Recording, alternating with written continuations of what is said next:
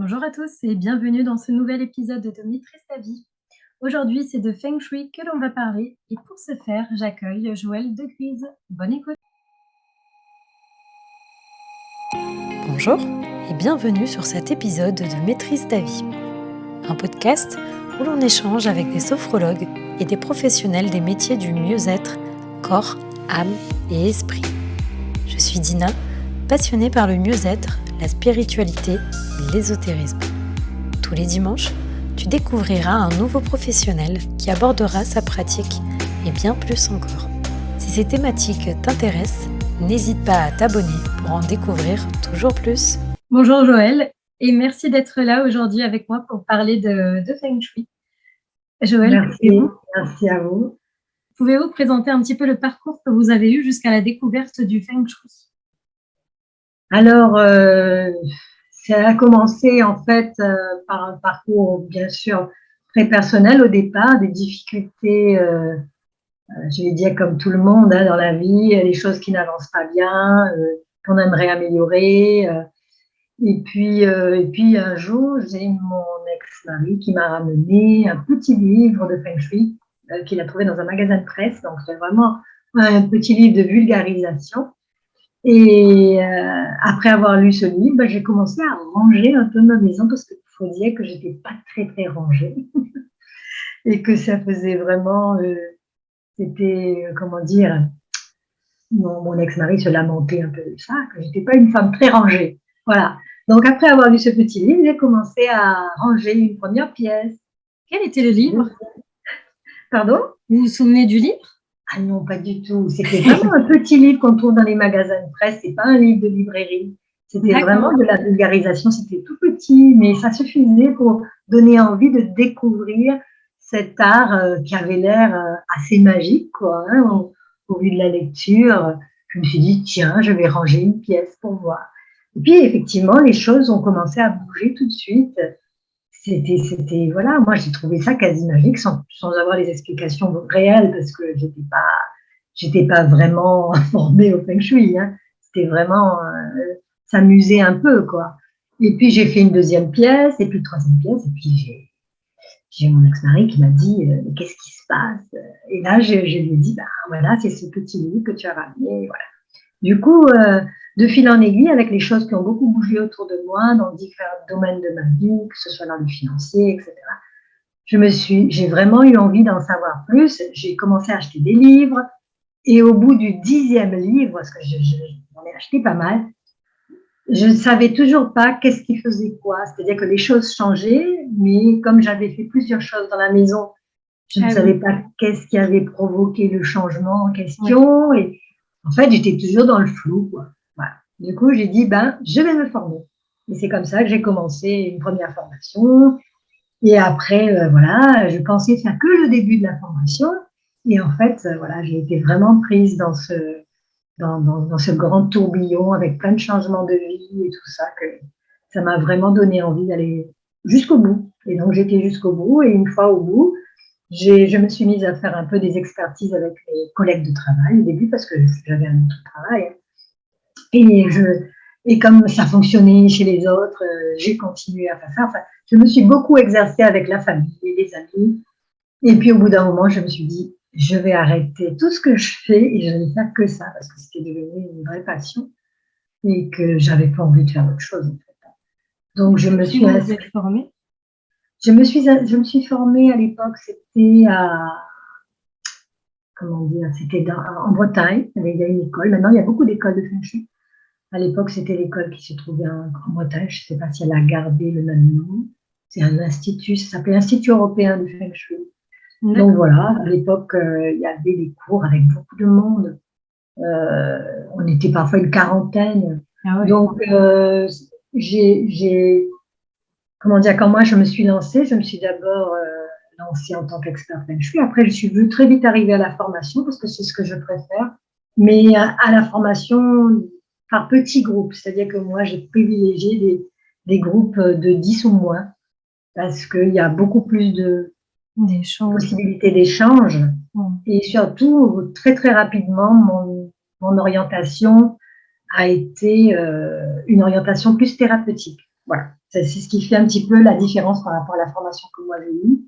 Je me suis très vite orientée vers quelque chose qui implique la personne et son intérieur. Voilà, c'est-à-dire que quand on dit je veux soigner mon intérieur, je veux transformer mon intérieur, les gens ils pensent à leur maison et en fait souvent ils pensent à ce qui est à l'intérieur d'eux-mêmes. Donc c'est plutôt cette approche-là que j'ai voulu privilégier parce qu'au départ dans le Feng Shui les gens ils pensent tous et puis même quand j'ai été formée, ma maison m'influence. Mais en fait, c'est une boucle. Hein. La maison vous influence, vous influencez la maison et en retour, cette maison fait quelque chose. Quoi. Donc, c'est un cercle qu'on peut transformer en cercle vertueux parce qu'au départ, on peut très bien avoir une maison qui ne fait pas forcément du bien, mais je veux dire, en fait, la maison, elle n'est pas là pour vous faire du mal. Elle est là pour vous apprendre quelque chose sur vous-même. D'accord? Et donc, oui, c'est un miroir. Et souvent, les gens, ils sont plutôt à dire. Enfin, après une conférence, une dame est venue me voir en me disant j'ai beaucoup aimé votre conférence parce que le titre c'était ma maison me soigne. D'accord? Et elle m'a dit en général les titres c'est ma maison me rend malade. Et ça m'a beaucoup fait rire. C'est vrai que oui, effectivement, on voit souvent des titres catastrophistes. Je sais pas si les gens ils trouvent ça intéressant de faire peur aux gens. Moi, c'est pas trop mon truc. Donc, je suis plutôt dans l'optique que la maison est là pour vous faire du bien. C'est juste que si vous n'avez pas envie d'entendre le message, forcément, il y a une période où ça va plutôt vous casser les pieds et où ça va pas forcément bien se passer. Donc, toute l'histoire du Feng Shui, c'est d'ouvrir les yeux, c'est de prendre conscience de ce qui se passe, mettre de la conscience dans chaque acte que l'on va faire dans cette maison pour provoquer quelque chose d'autre, tout simplement, et pour vivre autre chose. Alors d'aujourd'hui, vous êtes praticienne en Feng Shui depuis combien d'années? Depuis, voilà, ça va faire 20 ans pratiquement, 18 ou 20 ans, oui, ça commence à faire un bail. Je commençais en 2004, je ne sais pas, oui, ça doit faire 19 ans, 18 ans, voilà. D'accord. Et pour présenter toutes les pratiques que vous dispensez, vous faites également donc de l'astrologie karmique. Alors voilà, ça c'est l'astrologie karmique, c'est quelque chose qui était là bien avant le Feng Shui, mais que je n'ai jamais approfondi et que j'ai décidé d'approfondir grâce à mes élèves en Feng Shui d'ailleurs. C'est-à-dire souvent, mes élèves venaient en stage et me disaient « Ah, ce que tu racontes, ça ressemble énormément à ce que raconte telle personne qui fait de l'astrologie. » Et donc, à un moment donné, au lieu de faire l'astrologie par moi-même, j'ai été formée. Et voilà, aujourd'hui, j'associe les deux. J'associe Feng Shui et astrologie karmique parce que l'astrologie me permet d'aller vraiment dans le détail de ce que vit la personne à l'intérieur d'elle pour l'aider à dépasser certains de ses conditionnements ou de ses traumatismes. Et le Feng Shui est un outil à ce moment-là, donc qui arrive finalement après. Donc, il y a différentes manières. J'ai des personnes qui préfèrent travailler uniquement avec le Feng Shui, mais aussi d'une manière thérapeutique, c'est-à-dire on va regarder dans sa maison qu'est-ce qui fait qu'il y a des choses qui bloquent et surtout, puisque c'est un mode d'expression la maison, il suffit de regarder comment la personne s'est exprimée pour lui demander est-ce que c'est ça qu'elle veut continuer à exprimer, voilà, ou est-ce qu'il y a quelque chose à changer dans sa vie. Mais si la personne n'est pas prête au changement, en général, elle ne bougera pas, même en Feng Shui, c'est-à-dire elle n'ira pas repeindre un mur ou déplacer un objet, même si je lui dis un objet très simple à déplacer chez elle, elle va me trouver 10 raisons pour ne pas le déplacer. Donc, c'est que le changement n'est pas encore là, quoi. Le changement elle n'est pas prête au changement. Et le moment venu, la phrase ou certaines expertises, certaines formules d'expertise, j'écris un rapport, le rapport il est là, il peut rester à dormir pendant 1 an, mais le moment venu, la personne fera la chose qu'il faut, mettra en place le remède qu'il faut pour débloquer sa situation. C'est-à-dire qu'elle l'a entendu, mais qu'elle n'est pas prête. Voilà. D'accord. Si on rentre dans le vif du sujet, même si on est déjà bien dedans, est-ce que vous pouvez nous expliquer ce qu'est le Feng Shui concrètement? Alors, le Feng Shui, en fait, c'est un art d'aménager son espace alors c'est une définition très simple, c'est l'art d'aménager son espace au niveau énergétique pour se sentir bien dans cet espace-là. Et sachant que nous, on est énergie, que tout ce qui est autour de nous est énergie, hein, la physique l'a montré, même en regardant dans le plus profond d'un atome, quand on regarde une chaise, on a l'impression que c'est une chaise, mais en fait, c'est fait que de vide.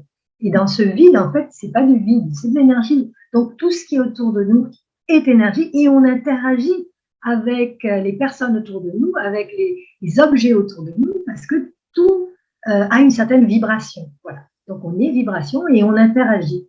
Et si vous avez une maison où il y a des murs d'une couleur plutôt que d'une autre, si votre mur il est peint en rouge, c'est cette vibration-là que vous allez recevoir. S'il est peint en jaune, là, c'est cette autre vibration. Donc, on interagit avec tout ça. Donc, le Feng Shui, c'est un art de connaître ces codes de couleurs, de formes, de matière, pour pouvoir mettre de l'harmonie autour de soi. Voilà. Donc, à partir du moment où on a ce code, on va savoir que dans tel secteur de la maison, parce qu'il y a différentes écoles Feng Shui et moi, je les associe pour en faire quelque chose de complet, d'accord. Il y a l'école de la forme, qui est une école qui s'occupe de positionner la maison dans un espace avec tout ce qu'il y a autour, parce que votre maison, si elle est en centre-ville, je prends la même et je la déplace en pleine campagne, l'énergie ne sera pas du tout la même, d'accord? En fonction du voisinage, si vous êtes en plein milieu d'une ville avec des immeubles autour, ce ne sera pas du tout pareil si vous avez une colline ou un terrain plat derrière, etc. Ça joue, mais ça va jouer pour les gens qui sont dans la maison, d'accord? Par exemple, le quartier, la rue est prise en compte dans ce Feng Shui de la forme. De la forme, ça s'appelle comme ça, d'accord? Donc ça, vous comprenez bien que c'est pas possible de mettre ça de côté, puisque chaque maison est quand même positionnée dans un endroit géographique. Il faut que je regarde s'il y a une rue, s'il y a un terrain plat, s'il y a une montagne, s'il y a des voisins. Je dois tous regarder cet ensemble pour pouvoir savoir quelle est l'énergie que j'ai à l'intérieur de ma maison. Ensuite, le Feng Shui qui est le plus connu, c'est le Feng Shui de la boussole. Ça, c'est le Feng Shui, on va dire, dans la matière. Hein. Ça, donc, c'est celui qui fonctionne le plus parce que nous sommes des êtres incarnés dans la matière et en plus actuellement dans un monde très matériel. Donc, ce Feng Shui-là de la boussole, c'est pratiquement tous les livres Feng Shui sont expliqués avec l'école de la boussole. Et ensuite, il y a une école qui s'appelle l'école astrale, qui est une école qui, elle, s'occupe plutôt de quelque chose de beaucoup plus subtil. C'est comme si on faisait le thème astral de la maison.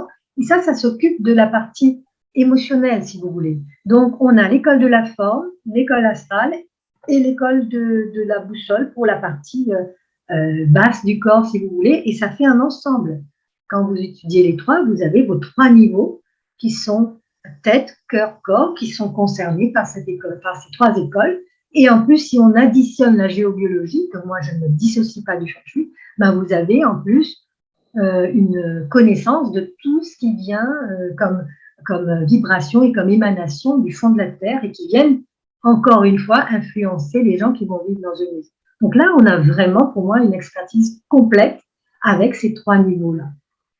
Alors, vu que vous parlez de géobiologie, on a sorti un podcast avec Emmanuel Carpentier. Je vous le dis ici, enfin, c'est plutôt ici en lien, donc ce serait pour les personnes qui l'écoutent. Et si jamais vous voulez aller voir ce que c'est la géobiologie. Par contre, j'ai pas très bien saisi la différence avec le Feng Shui astral. Donc, vous étiez en train de dire que c'était comme faire. Alors, le Feng Shui astral, oui, c'est ça. C'est le jour de sa. Ce n'est pas comme le thème astral d'une personne, c'est le thème astral de la maison qui tient compte de deux choses, de l'année de construction et de l'orientation de la porte d'entrée. Alors, si par exemple, vous avez une orientation de porte d'entrée, mais que vous décidez pour X raisons de ne plus utiliser celle-là, d'utiliser une autre, l'astral de votre maison change. Donc, vous voyez, c'est quand même particulier. Et en plus, si votre maison, vous avez hérité d'une maison qui est des années 1800, et que vous avez changé la toiture, c'est-à-dire que vous avez réouvert le haut de la maison et qu'elle a reçu de nouvelles énergies du ciel, c'est comme si elle avait une nouvelle date de naissance. D'accord. Donc, ça, c'est quelque chose de très particulier au Feng Shui. Il n'y a pas beaucoup de gens qui connaissent ou qui enseignent. Et les livres, malheureusement, qui sortent dessus sont très brumeux et très difficiles d'accès. Moi, j'enseigne, mais quand je fais une expertise, évidemment, je m'en occupe. Parce que ça permet vraiment de personnaliser la maison et de voir pourquoi certaines maisons, par exemple, sont marquées par des divorces. Certaines maisons sont marquées par des procès.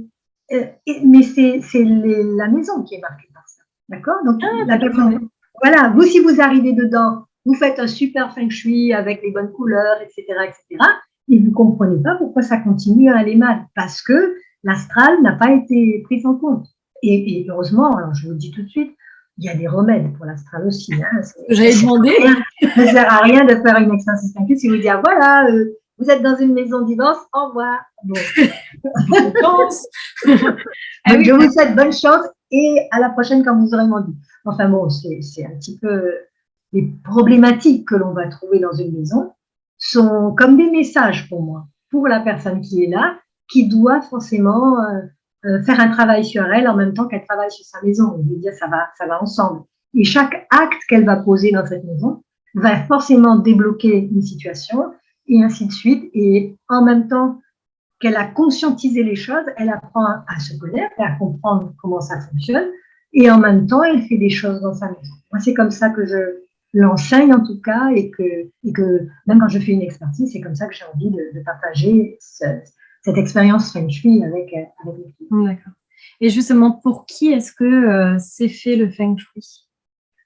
Pour moi, pour tous ceux qui ont envie de se connaître un peu mieux. C'est pas juste je veux être riche. Vous voyez, là, on tombe dans le livre des recettes. Vous voulez de l'argent, accrochez-y à tel endroit. Moi, ça m'intéresse pas beaucoup. Moi, je préfère vraiment travailler pour que la personne voit comment elle s'est mise en scène dans cette maison. Ça, c'est important. Déjà, c'est la première démarche. C'est-à-dire, on commence avant même de dire on va accrocher ici, on va repeindre là, on va déplacer la table. Avant de dire ça, on commence à expliquer à la personne ce que la maison lui raconte sur elle. Ah oui, d'accord. Et voir si ça résonne avec ses problématiques. Exactement, voilà. Ça, c'est le début. Moi, c'est la partie que j'appelle l'analyse. Donc, une fois qu'on a fait cette partie où on a décrit les choses et où la personne, forcément en face, elle va vous dire oui, c'est vrai, etc. Là, je pense que c'est la partie où on peut gagner la confiance de la personne en lui expliquant sans qu'elle nous l'ait dit tout ce qui ne va pas. Et elle le verra par elle-même, puisque c'est elle qui l'a mis en place. Oui, ça doit être assez déstabilisant même. Oui, mais en même temps, je pense que les gens qui se lancent dans une expertise feng shui, en tout cas, les gens qui viennent me voir, parce que je ne vais pas parler pour les autres, moi, c'est le genre de personnes avec qui j'ai envie de travailler. Donc forcément, c'est les personnes que je vais attirer, et c'est comme ça que je travaille. Donc pour l'instant, pour moi, tout va bien, puisque c'est ce genre de personnes. Et dans mes élèves, c'est pareil. Quand j'ai des personnes qui veulent s'inscrire, on s'explique et je dis voilà comment je travaille. Et puis voilà, les gens, ils sont OK, pas OK. Le but, c'est vraiment de dire voilà, j'ai des choses à changer dans ma vie et je vais le faire. Parce que si vous savez qu'il faut accrocher ça ou faire ça et que vous ne le faites pas, c'est que quelque part, vous n'êtes pas vraiment prête au changement. Donc, c'est un outil de changement, le feng shui. Voilà. Et quelle sorte de problématiques est-ce qu'on peut influencer à l'aide du feng shui? Alors, il y en a beaucoup. Alors, on va commencer. On peut influencer le monde du travail. Changer. Je commence par ça parce que c'est les premières expériences que j'ai faites et celles qui marchent sans doute le mieux. Parce que, en fait, ce qui se passe en feng shui, quand vous posez un remède quelque part, si vous n'êtes pas très attentif, vous ne voyez pas les changements. Donc, il faut être attentif. J'ai fait quelque chose et dans les 2 jours, normalement, il se passe quelque chose. Mais avec... Oui, on n'attend pas des mois. Si vous attendez des mois, c'est qu'il y a un petit problème, quoi. D'accord. Mais c'est intéressant aussi quand ça ne fonctionne pas, parce que ça vous donne, ça vous oblige à aller plus loin. Mais bon, en général, des choses comme ça, j'allais dire très simples. Des gens qui me disent j'ai tout essayé, c'est toujours rigolo, mais en fait, non, on n'a jamais tout essayé, il y a toujours des choses à faire. Enfin bref, c'est pour vous dire que cette histoire de travail, j'ai beaucoup commencé avec ça parce que c'était le plus simple à faire. Je disais, voilà, je raconte souvent, c'était une amie qui avait sa salle de bain dans un secteur où il fallait mettre du jaune, d'accord? Et elle avait du bleu. Donc, c'était une salle de bain. En général, on met du bleu dans la salle de bain. Mais là, manque de bol, vu le secteur, il fallait du jaune. Et je lui disais, il faut que tu mettes du jaune dans ta salle de bain. Elle a mis un temps à trouver un rideau de douche. Elle était en location, donc elle ne pouvait pas repeindre. Donc, je lui ai dit, tu vas te mettre un grand rideau de douche jaune. Alors, elle a cherché ce fameux rideau de douche. Elle a mis quand même, je crois, 2 mois à le trouver. Elle l'a trouvé à 40 km de chez elle et elle a été le chercher. Elle l'a installé le samedi. Le lundi, elle avait un travail. Donc, c'était vraiment, voilà. Donc, elle m'a appelée. Elle dit, oh, incroyable, etc. Et c'est vrai que quand je raconte cette histoire, les gens, ils peuvent trouver ça de la magie. Mais en fait, ce n'est que une certaine énergie qui a été remise dans un secteur qui était en plus petit, une toute petite salle de bain, avec un grand rideau. L'énergie était déjà pas ce qu'il fallait, à l'opposé de ce qu'il fallait. Et là, le fait de mettre ça, ça a redonné l'énergie au secteur. Et voilà. Donc, en Feng Shui, on n'attend pas beaucoup. Alors, je vous dis ça parce que là, c'est facile à voir. Le résultat. Un coup, j'ai pas de boulot. 2 jours après, j'ai du boulot. C'est clair. J'ai pas besoin d'être très attentive. Oui. Mais si c'était un secteur de couple, enfin, si c'est dans un secteur de couple et que vous mettez quelque chose, le temps que vous vous rendiez compte qu'il y a quelque chose qui se tisse entre vous et un tel, enfin, vous allez mettre plus de temps à le voir. C'est pas 2 jours, peut-être vous allez le voir au bout de 2 semaines. Mais l'énergie, elle a changé tout de suite. Ah oui, on le sent en nous qu'il y a quelque chose qui a changé. Oui, mais moi, je veux dire, les formations, c'est vraiment un laboratoire où on peut voir, parce que les expériences de chacun va dire, j'ai fait ça chez moi, il s'est passé ça, j'ai fait ça, on voit la durée, etc., combien de temps ça met. C'est vrai que pour les choses qui sont plus dans l'émotionnel, on va mettre plus de temps à voir les changements. Mais pour des choses très concrètes comme ça, j'ai envie d'activer mon secteur financier, ben voilà, j'active mon secteur financier, l'argent rentre. Ça ne prend pas, voilà, quelqu'un, au moment où vous êtes en train d'activer votre secteur financier, quelqu'un qui vous devait de l'argent depuis 6 mois, il est en train de rédiger le chèque. Et 2 jours après, le chèque est dans votre boîte aux lettres. Donc, ça a l'air un peu magique, mais c'est… En tout cas, ça donne envie. Voilà, c'est du courant, je veux dire. C'est pas vraiment les choses les plus extraordinaires qu'on puisse trouver en Feng Shui. On peut aller beaucoup plus loin. C'est ça que je veux dire. Mais c'est pour ça que les gens ont gardé ces histoires de recettes. Qu'est-ce que je dois faire pour ci? Qu'est-ce que je dois faire pour ça? C'est un peu dommage. Mais il y a des fois, je le fais, hein, parce que parfois, j'ai des élèves qui m'appellent, justement, cette histoire de travail. J'ai une formation qui démarre et la personne m'appelle, me dit, je ne peux pas attendre le prochain cours, c'est dans 1 mois. Là, j'ai besoin d'un boulot tout de suite. J'ai une fille de 4 ans et j'ai pas de boulot. J'ai besoin d'un boulot tout de suite. Qu'est-ce que je fais? Donc, je pose 2, 3 questions et je lui dis ce qu'il faut faire. Et ça marche. Mais la personne, elle revient en cours 1 mois plus tard, elle a eu son boulot et elle l'a reperdu. Donc, je pense qu'il y a quand même quelque chose il ne faut pas jouer sur les recettes comme ça. Il faut aller vers une compréhension plus globale et plutôt que de dire, ah, si je mets ça là, je vais trouver un boulot. Ça va quand même beaucoup plus loin que ça. Il ne faut pas oublier que c'est une discipline qui a ses origines dans une spiritualité très ancienne. On oublie que le Feng Shui est d'origine spirituelle parce qu'on est dans une époque très matérialiste. On veut juste que ce soit j'accroche ci, j'accroche ça, je change de couleur. Bon, non, c'est pas que ça. Hein. C'est spirituel. D'accord.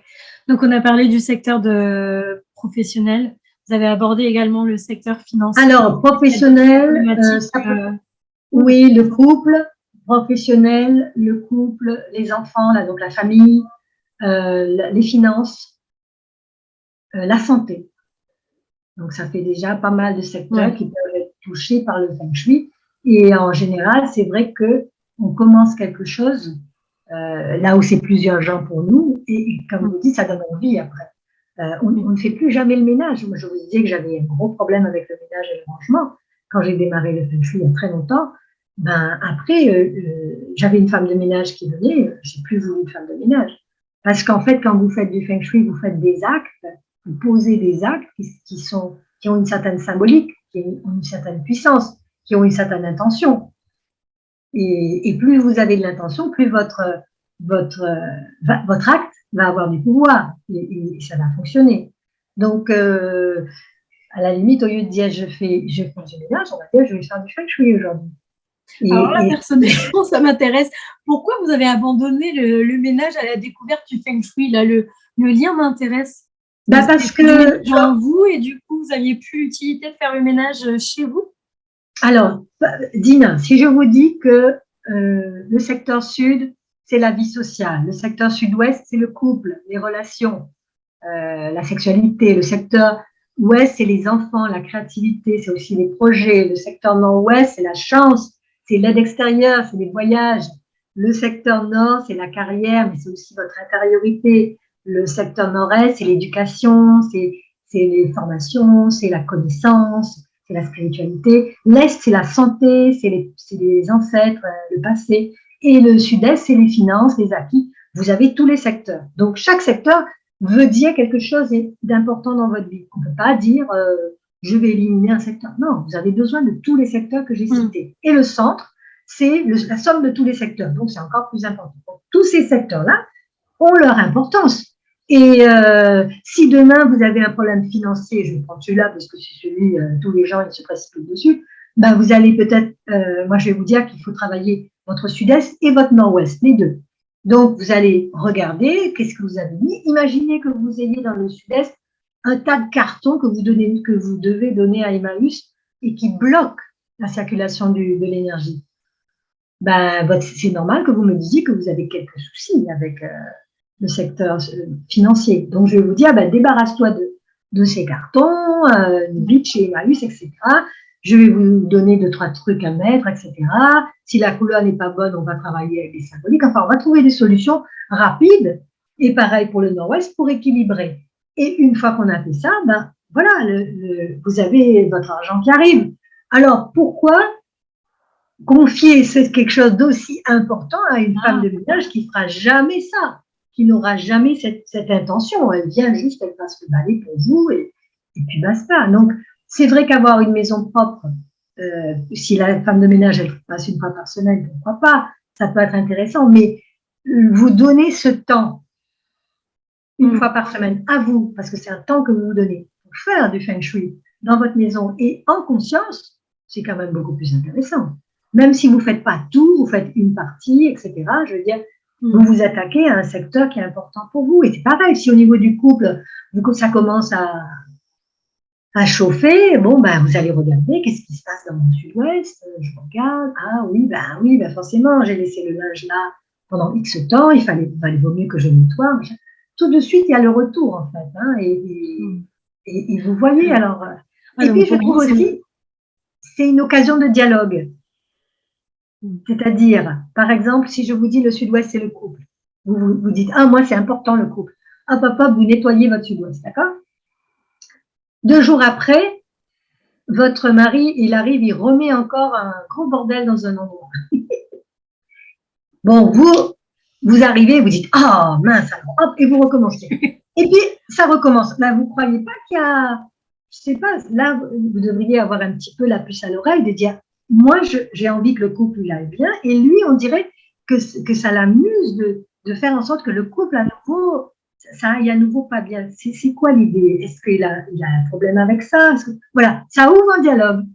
Ouais. On part sur une histoire feng shui pour dire, ça fait 2 fois que je range ce coin-là, et ça fait 2 fois que tu reviens au même endroit me remettre les choses. Est-ce qu'il y a un truc qui ne va pas dans notre couple? Est-ce que, voilà, et comme ça, c'est un secteur qui parle aussi de sexualité. Peut-être que c'est au niveau de la sexualité qu'il a une frustration, ou j'en sais rien, mais c'est en tout cas l'occasion d'en parler. Voilà. Ça montre qu'il y a un blocage quelque part dans ce secteur. Il y a un blocage. Et vous êtes de bonne foi, vous nettoyez le blocage, et lui, il le rebloque. Donc, c'est que. En fait, il exprime quelque chose. C'est ça que j'ai envie de dire. Il exprime quelque chose. Il ne veut pas bloquer le secteur sud-ouest. Il dit juste, mon sud-ouest est bloqué. Ça veut dire, en moi, l'histoire de couple, ça ne se passe pas bien. Ou de la sexualité, ça se passe pas bien. C'est un mode d'expression. D'accord. Et justement, du coup, le feng shui, donc, c'est peut-être une personne qui vous appelle pour faire cette expertise, mais au final, on peut être nombreux à vivre dedans. Comment est-ce que vous faites?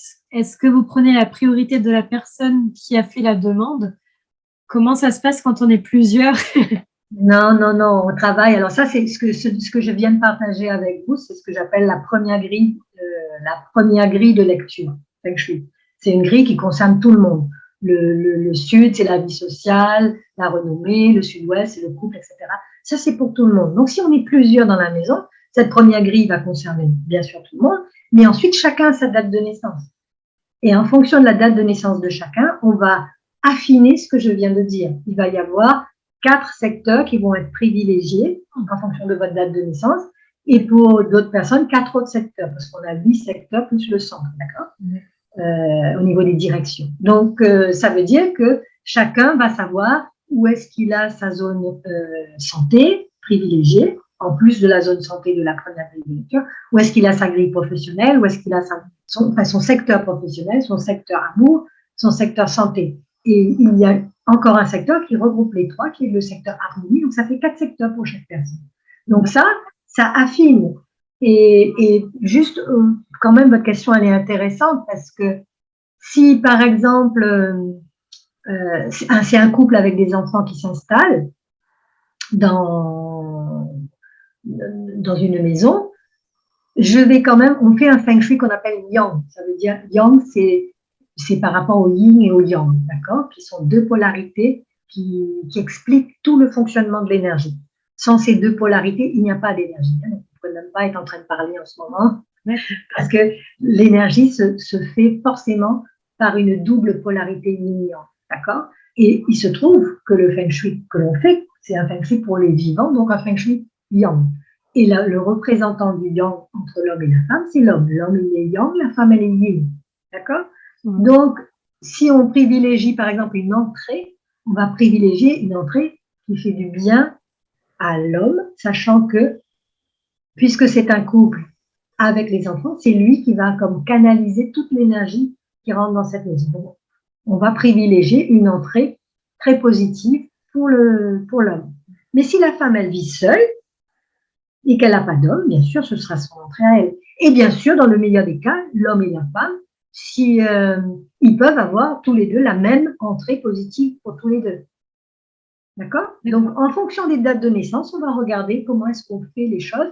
Je m'arrange toujours pour que l'entrée, elle ne soit pas négative pour la femme. D'accord? Voilà. Est-ce que vous utilisez des outils en particulier pour faire votre expertise? Alors oui, j'utilise des baguettes, un pendule, parce que, et bien sûr, toute la panoplie de mesurer, on a besoin d'un plan au départ, hein, donc le plan, il doit être à l'échelle. Donc, quand soit la personne, elle a le plan, soit je lui demande de faire le plan, c'est pas moi qui fais le plan, parce que j'estime que, alors au début, quand j'ai démarré, je faisais le plan parce que quand la personne, elle n'avait pas le temps. Mais en fait, je me suis rendu compte que le fait de laisser faire le plan à la personne, c'était une première prise de contact avec sa maison, c'est-à-dire avec elle-même, en fait. Hein, parce que la maison, il ne faut pas perdre de vue que votre maison, c'est vous. Hein. Donc, il y a des gens, en général, ils disent « Ah, j'avais jamais remarqué qu'il y avait un petit bout qui était passé là, j'avais jamais vu ça. » Donc, c'est vraiment très intéressant de laisser faire le plan à la personne. Et il ne faut pas être précis. C'est-à-dire, quand la personne a fait son plan, là, elle revient vers moi et là, on commence l'expertise. Mais alors, le travail de l'expert feng shui, c'est quand même de vérifier une fois sur place que la personne ne s'est pas trompée, qu'elle a tout mis, qu'elle n'a pas vu. Parce que parfois, les gens, ils n'ont pas vu que la maison a dépassé un peu, etc.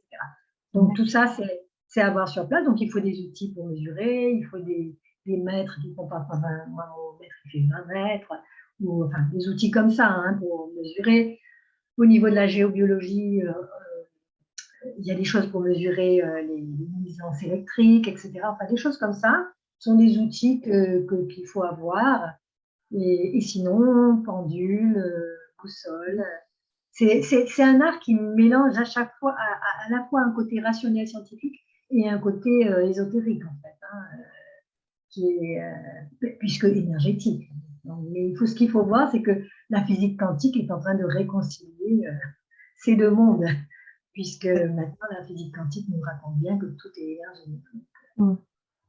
Et aujourd'hui, il n'y a aucune technique autre pour mesurer l'énergie que son propre corps et un pendule. Le pendule étant qu'un traducteur des ressentis du corps humain. C'est tout. Hein. Ce n'est pas un objet magique, un pendule.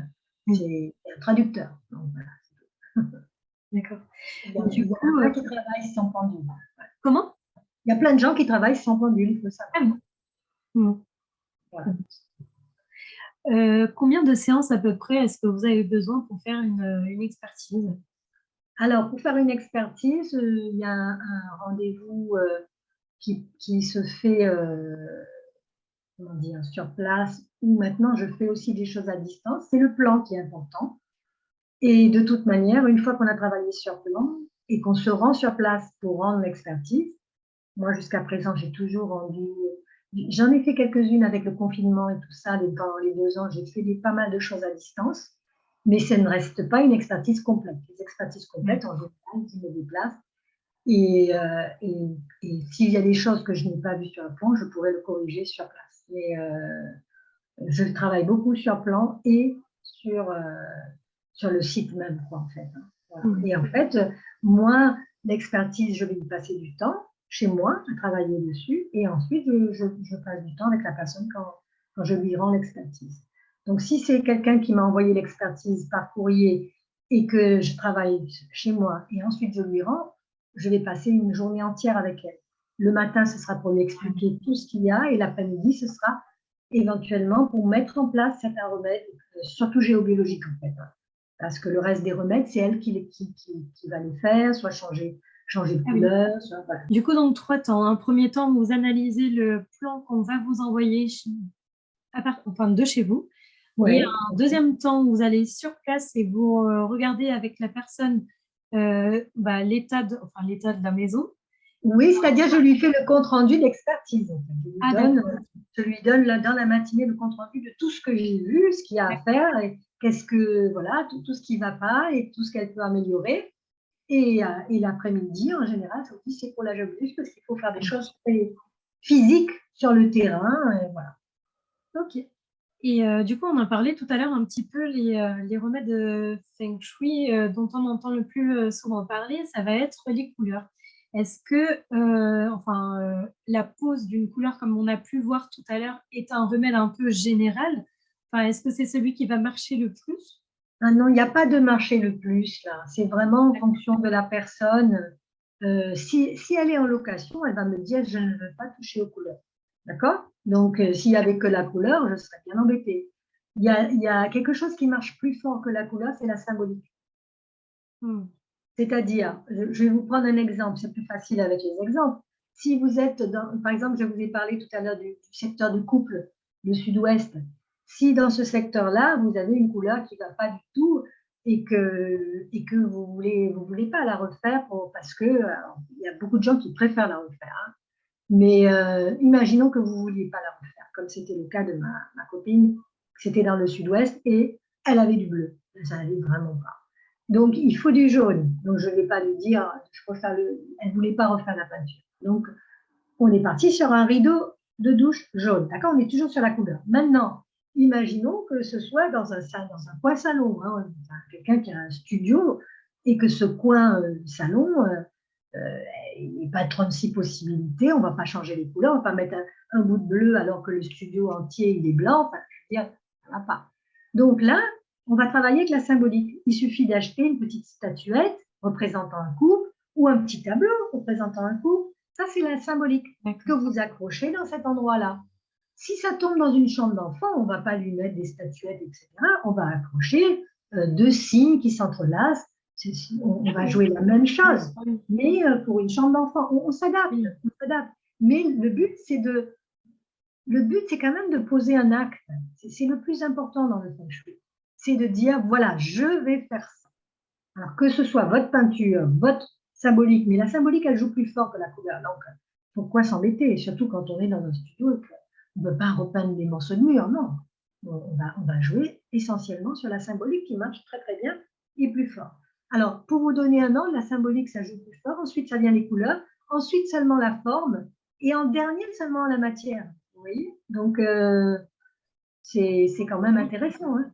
Oui, c'est-à-dire que si vous avez une chaise qui est en métal, ça, c'est parce qu'on n'a pas parlé des 5 éléments. On travaille avec les 5 éléments en feng shui, qui sont le feu, d'accord, le feu, la terre, le métal, l'eau, le bois, d'accord, 5 éléments.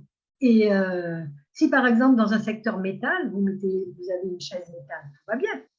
Mais si vous voulez la mettre dans un secteur feu, là, ça ne va pas du tout. Il suffit de la repeindre en rouge. Là, vous avez une chaise feu. Voilà, c'est bon. Vous voyez, en feng shui, on ne va pas forcément tout. Les gens ils disent il va falloir tout refaire chez moi. Si la personne dit ça, ça veut dire que tout va mal dans sa vie déjà. S'il faut tout refaire. En général, il y a du boulot. Commençons par un truc. On va refaire là où ça ne va pas. On va tout refaire. Est-ce que tout va mal dans votre vie? Moi, je commence comme ça. Vous dites, est-ce que tout va mal dans votre vie? Non. Bon, voilà, on va regarder où ça va mal et on va attaquer ce secteur-là en premier, c'est tout. Mais après, voilà, il y a toujours des petites améliorations à faire. Et c'est vrai que il y a des fois, les gens ils m'appellent et me disent j'ai tout fait, ça ne marche pas. Je dis non, c'est tout fait. Alors, on va commencer. Alors, je pose 2-3 questions, même à distance, parce que qu'est-ce que tu as dans tel endroit, qu'est-ce que tu as dans tel endroit. Et la personne, elle va me décrire. Même comme ça marche. J'étais une fois sur un salon, c'était à Osgore, et encore une fois, c'était une histoire de boulot. La personne qui organisait le salon est venue me voir en me disant, c'était après la conférence, il est venu me voir sur mon stand en me disant, je ne voulais pas poser la question tout à l'heure, mais je vais vous la poser maintenant. Moi, je veux arrêter ce boulot que je fais là, je veux trouver un autre boulot et j'ai envoyé 100 CV. Je n'ai pas eu une seule réponse. Pas de réponse, ni oui, ni non. 0 réponse. 100 CV. Il me dit, est-ce que vous avez, voilà, on tombe dans les recettes, mais c'est pas grave. Est-ce que vous avez un petit conseil à me donner pour moi? Alors, je lui ai posé quelques questions. Je lui ai dit, votre secteur, le nord de chez vous, qu'est-ce que vous avez? Il me raconte, il avait des couleurs plutôt chaudes. Or, dans le nord, il faut des couleurs plutôt froides. Ça veut dire du bleu, du noir, du blanc. Vous voyez, ce genre de couleurs. Lui, il avait plutôt du orange. Je lui dis, ça va pas du tout. Alors, il me dit, ça tombe bien parce que j'ai l'intention de refaire ma cuisine. Donc, alors, sincèrement, un mois après, dans ma boîte aux lettres, c'était un mail de groupe, c'était même pas adressé à moi. C'était ce monsieur qui disait, après des années de service, je vous annonce que je quitte et que je n'organiserai plus les salons, etc. Et donc, voilà, je m'en vais. Et donc, par curiosité, j'ai fait un petit mail. J'ai dit, est-ce que le feng shui y a été pour quelque chose? C'était ma question. Et là, il m'a fait un long mail en me disant, j'y croyais pas, oui. Même si on n'y croit pas, ça marche, franchement. J'y croyais pas, mais effectivement, j'ai refait ma cuisine, etc., etc. Et ça a été très vite. En un mois, c'était plié. Ça veut dire qu'il a eu ses rendez-vous, enfin, bon, je ne sais pas si vous voyez, entre 100 CV et un mois, je dis, voilà. Ça en feng shui, c'est des exemples comme ça, j'en ai en pagaille. Mais c'était très intéressant de voir que, voilà, ça fonctionne quand même très bien. Et que les résultats sont là et oui, les résultats sont là. Je pense qu'au bout de tant d'années, j'aurais déjà arrêté. Ouais. Justement, vous aviez parlé d'un petit conseil qui a été demandé de la part de ce monsieur. Moi, j'allais justement vous poser la question, est-ce qu'il y a un conseil un peu simple et qui pourrait être applicable à plusieurs personnes que vous auriez à donner en feng shui? L'idée du rangement, je pense que ce n'est pas une mauvaise idée. Mais là aussi, je vais vous raconter une autre histoire. Une de mes premières élèves, c'était une dame de 65 ans. Et elle a fait ses stages avec moi et elle était vraiment très contente. Et quand elle était pratiquement à la fin de sa formation, elle m'a avoué qu'elle avait fait venir un expert feng shui 10 ans auparavant et que l'expert feng shui était venu chez elle en lui disant « il faut ranger ». Et il lui avait pris à l'époque, je ne sais plus combien, 600 €. Enfin bon, ça ne l'avait pas plus aidé que ça. Parce que son problème à elle, c'était qu'elle n'arrivait pas à ranger.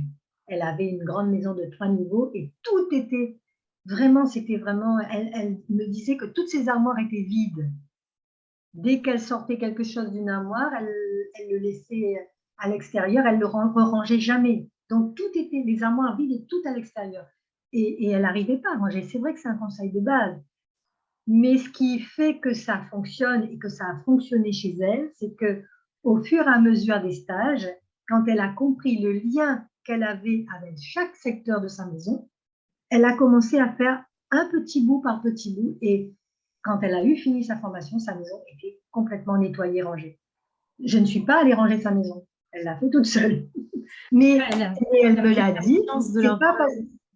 Mais oui, c'est pas parce qu'elle a fait venir quelqu'un qui lui a dit il faut ranger que ça fonctionne. Je pense qu'il y a des connexions à faire entre soi et la maison pour qu'on ait envie, comme vous disiez, ça donne envie. On commence, on a des résultats, on a envie Ah ouais. de voir la suite.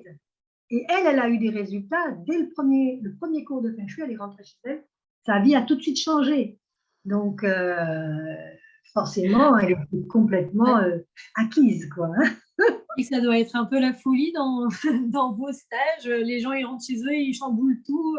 Enfin, en un mois, c'est plus les mêmes personnes, quoi. Ils ont tout Alors, chamboulé, quoi. je vais reprendre l'exemple de cette dame de 65 ans. En fait, elle n'a pas tout chamboulé. Elle a juste posé un symbole que je lui avais dit de poser à un endroit donné. Après le cours, c'est ce qu'il fallait. En plus, qu'elle ne voulait pas le faire, hein, parce qu'elle avait très peur de son mari.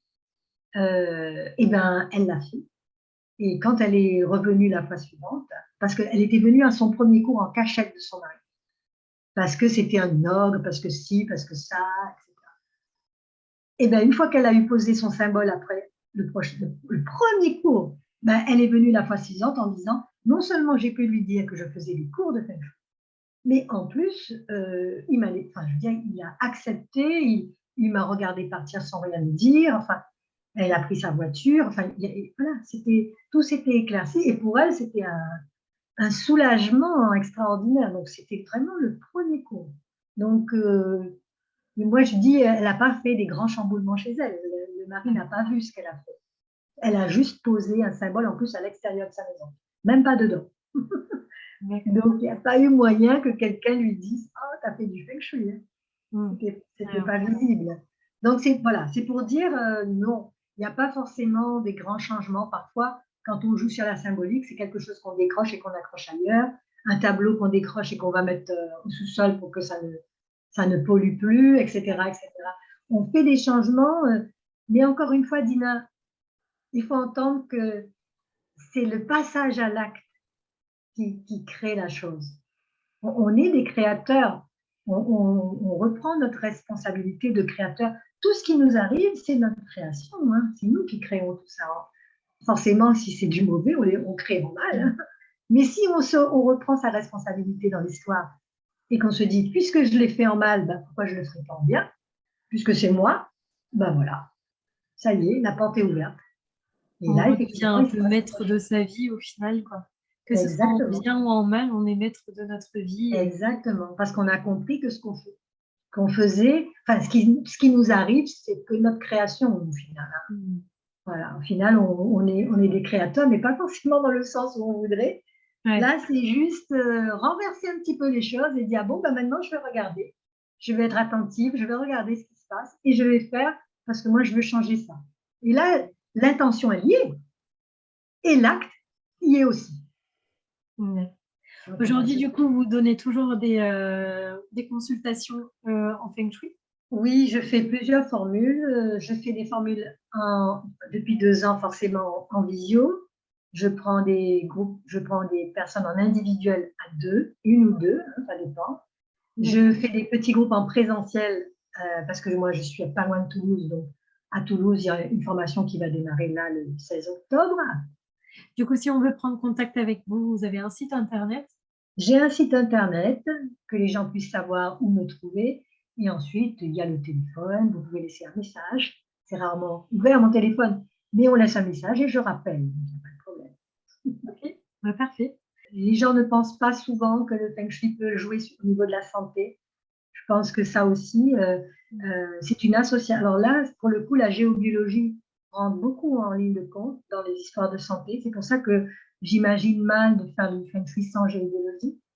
La géobiologie va vraiment nous dire quelles sont les influences du sous-sol. Donc, si on dort, on a un lit posé sur un cours d'eau, ça risque effectivement d'être gênant pour la personne. Alors, si on fait que du feng shui, on va peut-être dire à la personne, oh, en fonction de votre date de naissance, vous seriez très bien de mettre la tête à l'est. Oui, mais si je déplace son lit et que j'ai pas vu qu'il y avait un cours d'eau, vous voyez, ça risque d'être très embêtant. Donc, pour moi, il faut vraiment associer les deux, feng shui et géobiologie. Si on fait que la géobiologie seule, c'est un petit peu dommage parce qu'on rate beaucoup de choses et beaucoup de perspectives que peuvent nous donner le feng shui. Mais du feng shui sans la géobiologie, là, je mets un gros point d'interrogation. Donc, pour moi, il faut vraiment associer les deux. Ou si vraiment la personne hésite entre le feng shui et la géobiologie et qu'elle a des problèmes de santé, qu'elle choisisse la géobiologie en priorité. Donc, je ne fais pas le feng shui pour la maison. Je fais une feng shui pour les personnes qui habitent dans la maison. Et je préfère dire à la personne que sa maison, c'est elle qui l'a choisie. Même si elle me dit, non, c'est pas moi, c'est mon conjoint. Je dis, oui, mais votre conjoint l'a peut-être choisi, mais vous avez accepté. Donc, vous avez dit oui. Donc, il n'y a pas de hasard dans le fait de vivre quelque chose à travers cette maison. C'est qu'on a quelque chose à comprendre et que si on est là, c'est pas par hasard. Voilà, c'est juste ça qu'il faut entendre au départ. Et quand les gens me disent, oh non, moi, je ne vais pas faire du feng shui parce que de toute manière, j'ai envie de quitter cette maison le plus vite possible. Je lui dis, mais justement, si vous voulez la quitter, il vaudrait mieux déjà savoir ce qu'elle a à vous dire parce que sinon, dans 3 ans, vous y êtes encore. Et la plupart du temps, c'est ce qui se passe. Hein. Les gens tournent en rond et 3 ans plus tard, ils sont encore là. Et la maison, ils n'ont encore rien fait et ils n'ont toujours pas décidé d'écouter ce qu'elle a raconté. Donc, c'est très compliqué. Et alors, le pire, si les personnes arrivent à quitter la maison, ils ont acheté un peu plus loin la même. Enfin, je veux dire, elle ne ressemble pas du tout à la première, mais elle a les mêmes problèmes. Mais ça ne se voyait pas de l'extérieur, hein, du tout. Donc voilà, c'est pour dire, on ne règle pas ces problèmes comme ça. Je dis aux gens, c'est pas parce que vous mettez un dossier pourri dans un tiroir que ce n'est pas un dossier pourri. Il est toujours pourri, mais il est dans un tiroir. Vous ne le voyez pas, mais c'est encore là. Il est là. À un moment donné, il va falloir ouvrir le tiroir, aller trier, faire ce qu'il faut. S'en occuper. Oui. Ouais, merci beaucoup en tout cas Joëlle pour toutes ces informations autour du feng shui. Merci d'avoir écouté cet épisode. En description, tu trouveras les différents liens pour suivre ou contacter notre intervenant du jour. Pour me donner ton avis sur cet échange, n'hésite pas à me laisser un commentaire. Je te retrouve dimanche prochain pour un nouvel épisode. Et d'ici là, je te souhaite une délicieuse semaine.